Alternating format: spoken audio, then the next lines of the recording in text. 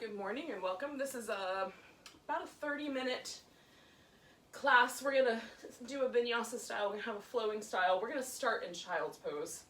So if you want to add some extra support, like a blanket under your knees, or even you could add a pillow under your upper body, I'm just going to get into child's pose and then kind of find my way in with a little bit of movement. I like my knees wider. My hips don't go all the way to my heels. Some people do.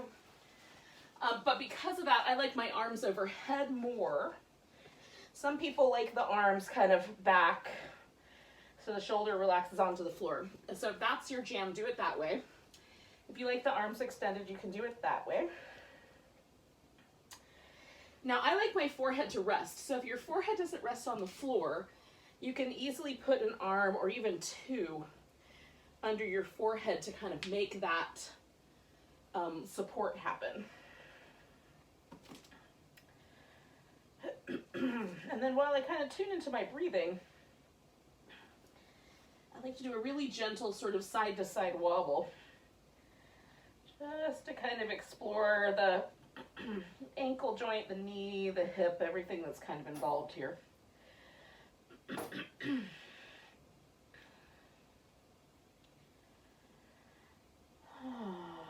then just slow down a little bit. Center your mind. Tune into the rhythm of the breath.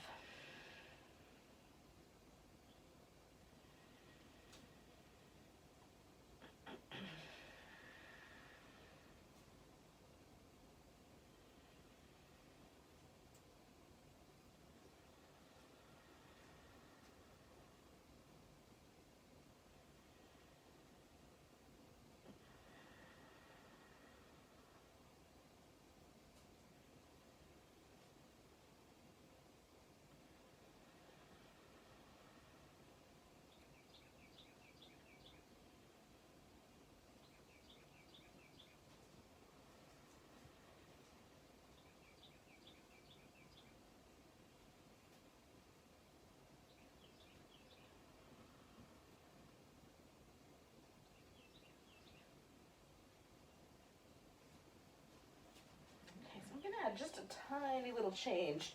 I'm going to walk a little to the left and stretch my right arm just a little bit more, just a little further out. So I've got a nice long stretch through my right side. Not too crazy, it's still subtle. I'm not crunching up my left side, but just that opportunity to sort of reach out through that like middle part of the back down all the way through to the waist feels nice. Just going to get that latissimus dorsi muscle. And all of the friends in the same general area. Oh. I'm going to hold that for 2 more breaths, then come back to the center.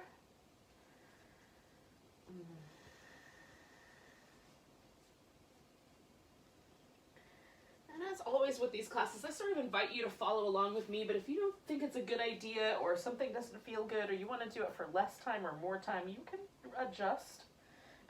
So now that I'm back in the middle, I'm just noticing as I take a big breath, is the right side the same or has it changed? And it just feels like my right side is slightly longer, slightly taller than my left side. So I'm going to do the same thing, but on the opposite direction. Nice and easy. Not too much, not too little. We're aiming for the Goldilocks spot with all of our poses. Just right.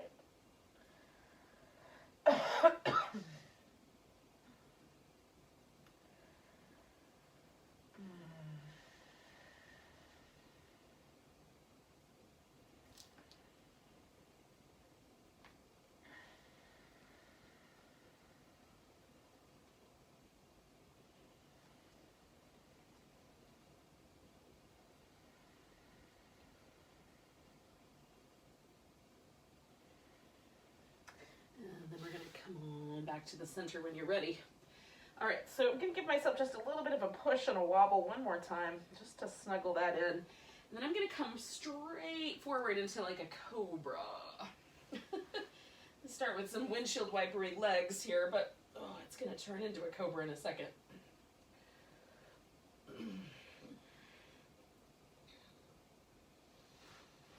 Okay, so reach it out through the legs and kind of pressing them down. I'm just going to do little baby lifts. So I'm not pushing with my arms, but what I am going to do with the arms is sort of draw backwards so the shoulder blades are sort of seated and the collarbones widen. So that the action in the upper body is more like that idea of the cobra kind of spreading open. Those little flaps of skin on the side of its head that make it look so imposing to other creatures. Oh. I'm just going to do about 3 more of these on the breath. Just kind of coming up and coming back down.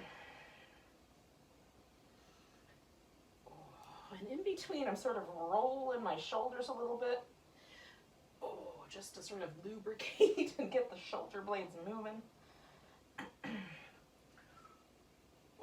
Now, come to a Sphinx shape. So the elbows are holding you up, and I like my elbows a little bit closer together than shoulder distance and a little bit forward of the shoulder. That gives my shoulder joint the most steady place. So it feels like my shoulder blade isn't coming up toward my ears, but is reasonably on my back.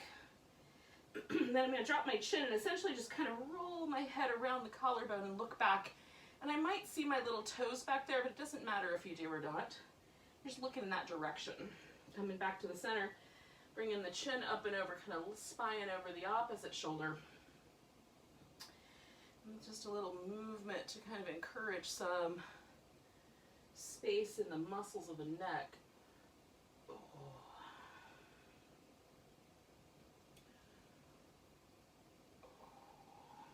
Feels like it's too big a back bend, you can come on out of there when you're ready. I'm going to do the last one over here, one more set.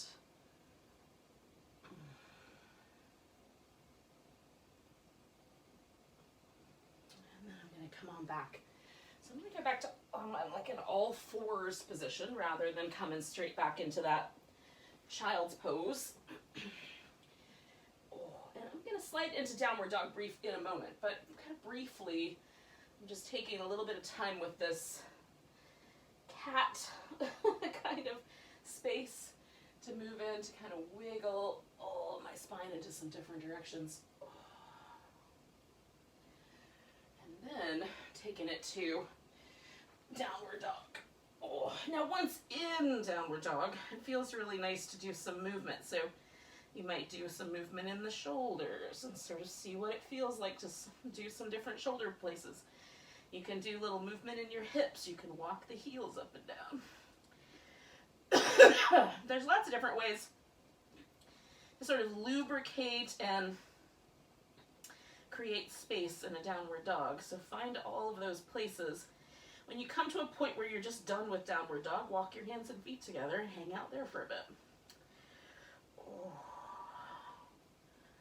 I'm going to do 2 more breaths here, and then I'm going to take this into kind of a wider stance.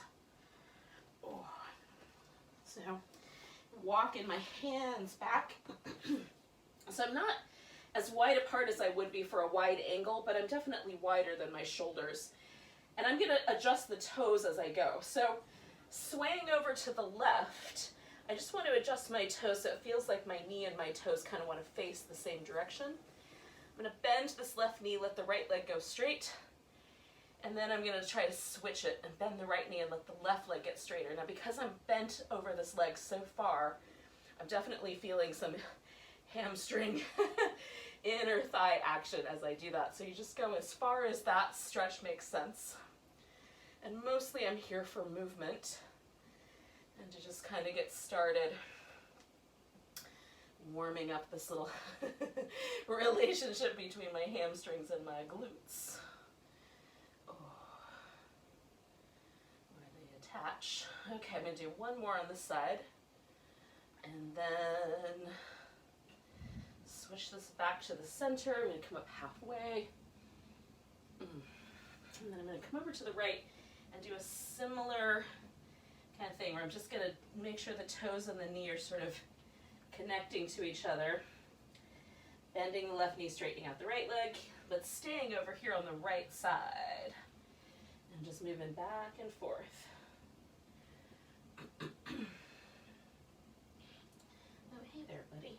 I'm entering plant territory with my hip. 2 more breaths.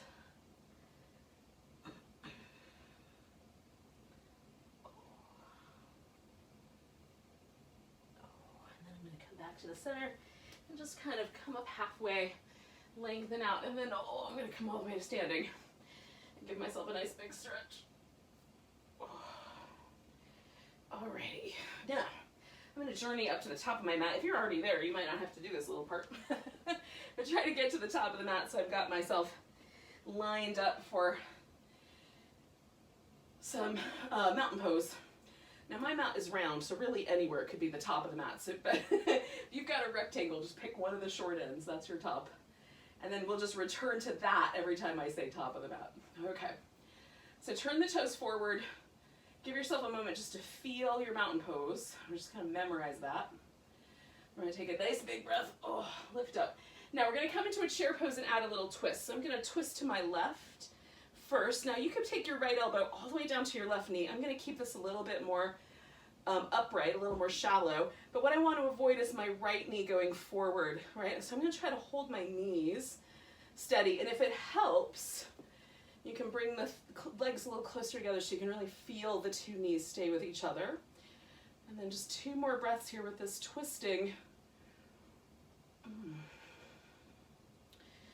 gonna come back to the center just enough to get all the weight onto the right leg, pick the left leg up, and then we're just gonna keep going into this kind of twisting to the side. So we've come into a little warrior 2 shape. So just the feet so you're nice and steady. We'll come on back to reverse. Straighten out the front leg, come into triangle. And then similarly to what we did with that little forward bend, we're just gonna kind of go back and forth between those. Little warrior 2, a little triangle, a little warrior 2, reverse warrior, and triangle. And because I'm not staying too long, I am trying to pay attention as I come through these poses to, like, is there a better angle to get into? All right, so I'm gonna take this whole thing now down and step back to down dog. And then once there, you can just stay or add the vinyasa, come into plank, lowering, coming into a cobra, and then coming on back to down dog. Oh, we're gonna take that left leg in the air, bring it in, try to touch your left elbow with it. Take it all the way back, sink into that right heel just a bit, and then step the left leg forward and bring the right one up to it. Come up halfway, fold, and then we're coming all the way up to standing. Give a nice big stretch. Oh. And then we'll find our way back to that mountain pose. Take a nice big breath. Exhale. Adding our little twist. So again, keeping the knees lined up with each other. You can go in deeper, bring in your elbow all the way around your knee, if you like.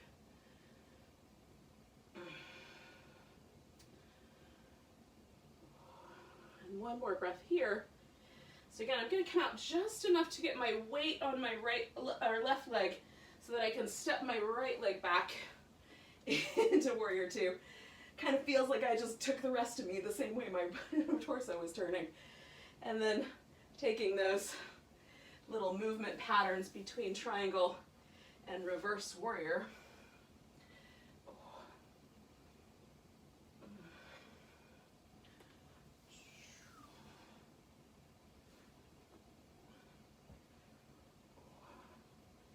Sometimes like I find a better angle for my reverse warrior on a given day. Or because I'm not staying very long with triangle, sometimes it feels nice to go a little lower or stay a little higher, as the case may be. So one more here. And then we'll take this back to down dog. And then to plank. And then lowering through the vinyasa as you like.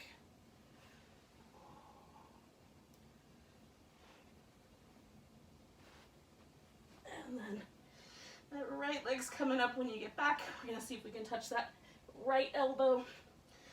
Take it back, sink the left heel. And then step that right leg forward. Bring your left leg up to meet it. Coming up halfway. Fold. And then we're going to come all the way to standing. And find that mountain pose again. And again, just touching in. Is the mountain pose this round different than the first one we did? It is for me. So now taking the arms up, giving ourselves a nice big stretch, we're going to shift the weight into the right leg, bring the left leg into a tree.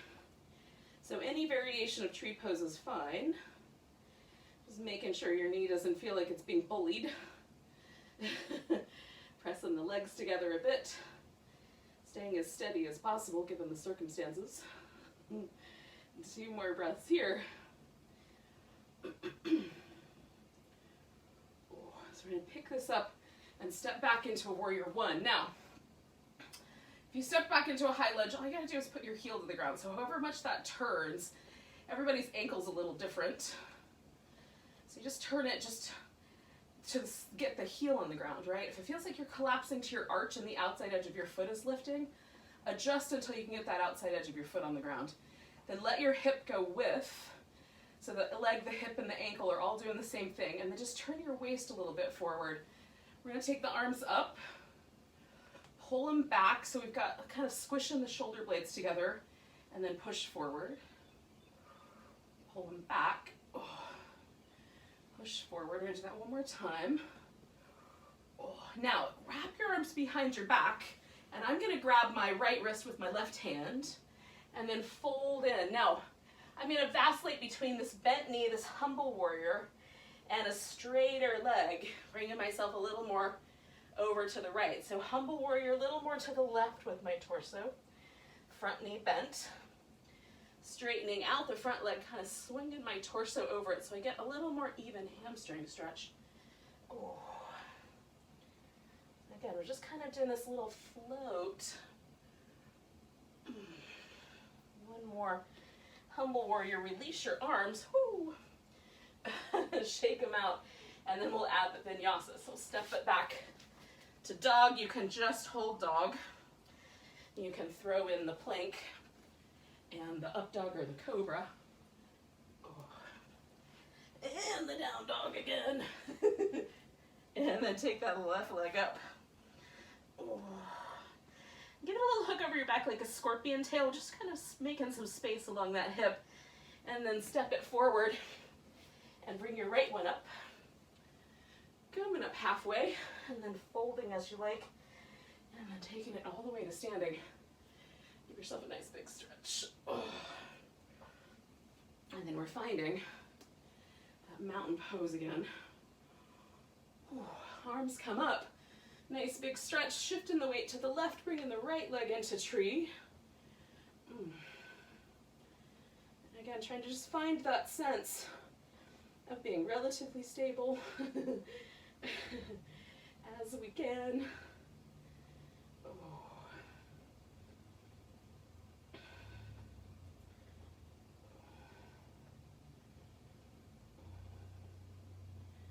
And then I'm going to pick this up and step back and hopefully without breaking a tooth, find my warrior one shape. Arms up, bring them back, push them forward. I'm just trying to get some movement in my shoulder blade. So this brings my shoulder blade kind of off to the side. And then as I sweep it up, it moves down and then squishes together. So we're going to wrap the arms around the back, and last time I grabbed my right wrist, so I'm going to grab my left wrist this time. Nice big inhale, exhale, fold. And again, I'm just going to vacillate, oscillate, whichever might be the right term, between this humble warrior going more to the diagonal with my upper body, and this bound split leg forward bend, kind of swinging myself up over this left leg. Finding the right amount of sensation, not being aggressive with the hamstrings. I'll do that one more time.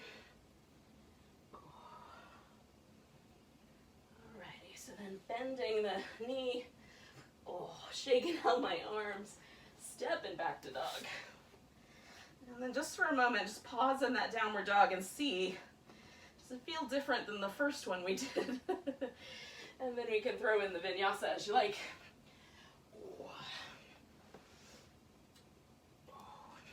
Now, we're gonna push ourselves back up, and then instead, like you could do dog if you want to, and jump forward or whatever you want to do. But instead of all that, I'm just gonna come back to child's pose. So I've got one more time to touch in to a pose I've already done, and see if it's a little different.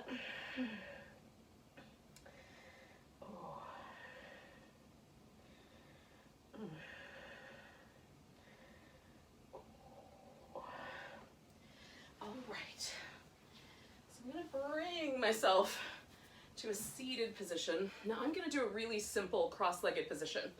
If you would rather do the half Lord of the Fishes position where you have one leg over the other, you can. Just be mindful. For me, that causes my pelvis to tilt, and so I don't get as good a twist, so I prefer something a little more open, but you can do your thing, because maybe that for you, that's exactly right.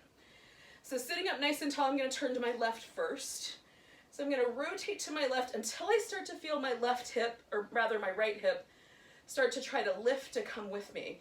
At that point, I'm done. That's about as far as I'm going to twist, but I am going to play with my upper back. So I'm going to grab hold of something. In this case, I'm going to reach around and hold onto my left knee with my right hand. And then my left shoulder, I'm going to just try to get essentially snuggled in.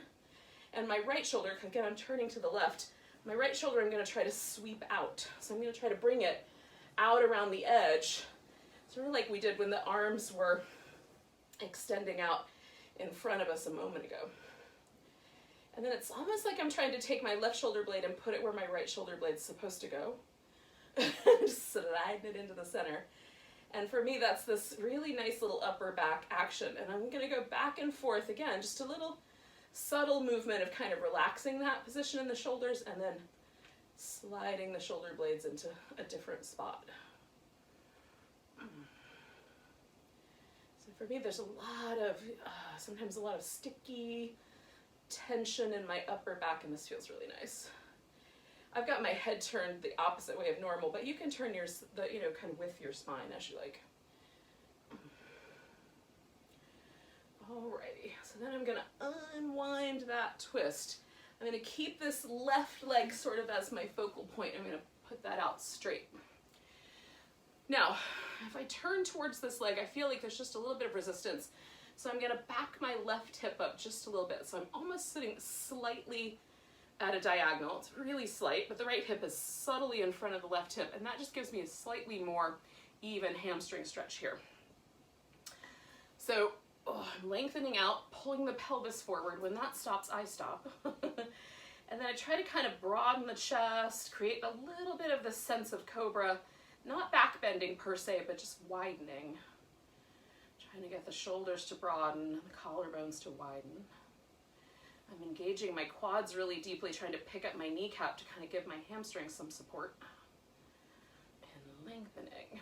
2 more breaths here.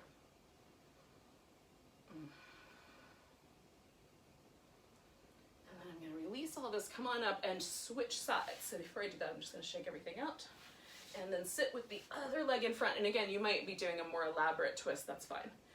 So sitting up nice and tall, turning to the right, and my right side, there's like a little bit of a scoliosis in my spine, so I don't get around as much on the right.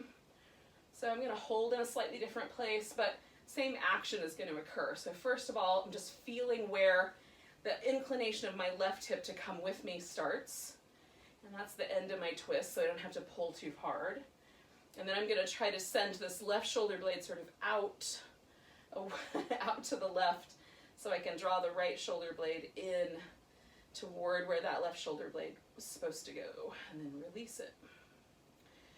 And then snuggle those shoulder blades in and let them go. I often have some adhesions around my right shoulder blade, which might be part of the reason my twist is inhibited as well. Oh, it's hard to say.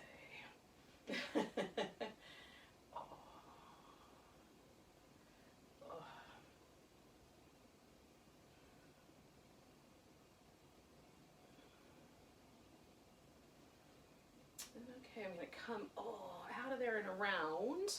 And then the right leg becomes kind of my focal point. And again, I'm just gonna kind of adjust so that it feels like my left hip is subtly in front of the right. And then I'm just bringing my pelvis forward. My upper back still got that signature of the twist going on in it. And as I start to feel that release, then I'll kind of broaden and create that sense of the cobra shape in my upper back. Again, this is a forward bend, not a back bend. So it's not the spine action as much as it's this idea of kind of broadening through the upper back and chest that I'm after. And it's very subtle. It's possible nothing is happening. I just think it is. I'm willing to accept that. Couple more breaths here. And coming on up, giving ourselves just a little bit of movement. Now, sit in a comfortable position. I'm going to just come back to my cross-legged position with my left leg in front. That's my more comfortable side.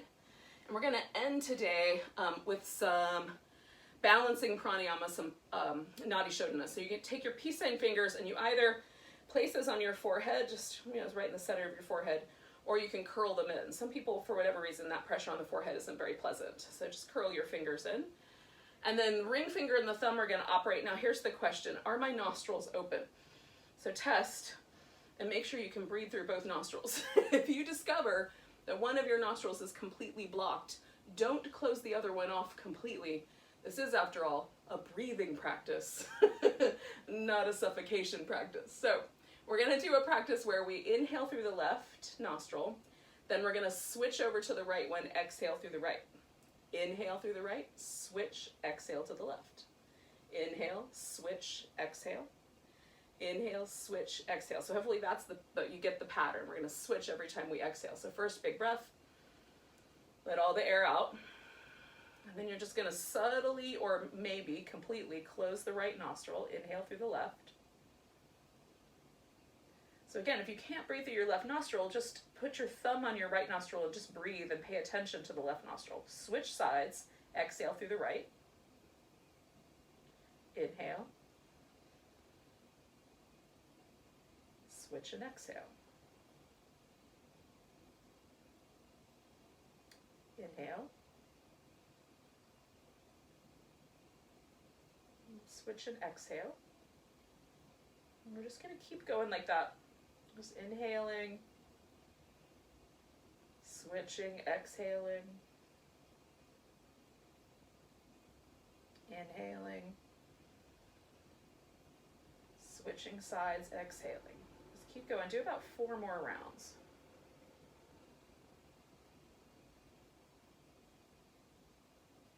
And don't force the breath. Just breathe in a way that feels subtle and natural, even though we're doing a weird thing.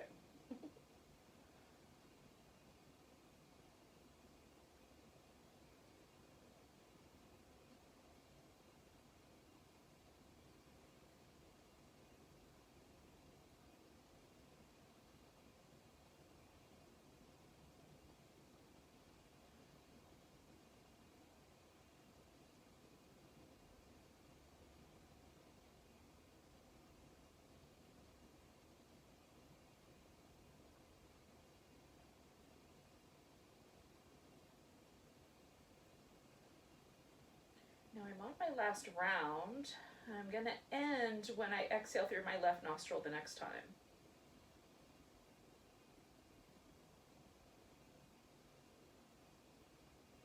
If you need to do one more round, you can. And then just for a moment, just pause and be wherever the breath work brought you. So if it brought you to a peaceful state, notice that. If it feels a little agitated, notice that. Sometimes just when you do a breath pattern for the first time, it's just awkward. So it might just feel weird. And there might be nothing there. So just notice whatever is the right answer. Just notice. Now, this breath pattern is thought to be balancing and kind of harmonizing. So it's not particularly energizing. It's not particularly calming. It's just sort of a way to create a sense of balance or a sense of equilibrium. And so if you like it, put it in your pocket and keep it. And if it doesn't really work for you, put it off on the shelf somewhere. And maybe later you'll blow the dust off of that pranayama practice and come back to it. really intrigued by breath practices at this stage in my practice, but definitely, you know, we all go through kind of an evolution of what interests us. And if your focus is more on asana, that's fine. Asana is the poses, by the way. So we're just going to take a couple more moments. I'm going to hush my mouth.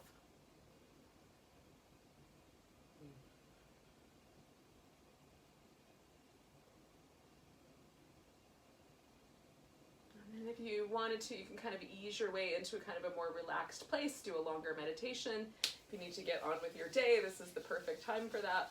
Just kind of get on with your day in a more kind of even-keeled mindset. So thanks for joining me for a little express Vinyasa this morning. Let's take a big breath. Big sigh. Namaste. Welcome to your morning.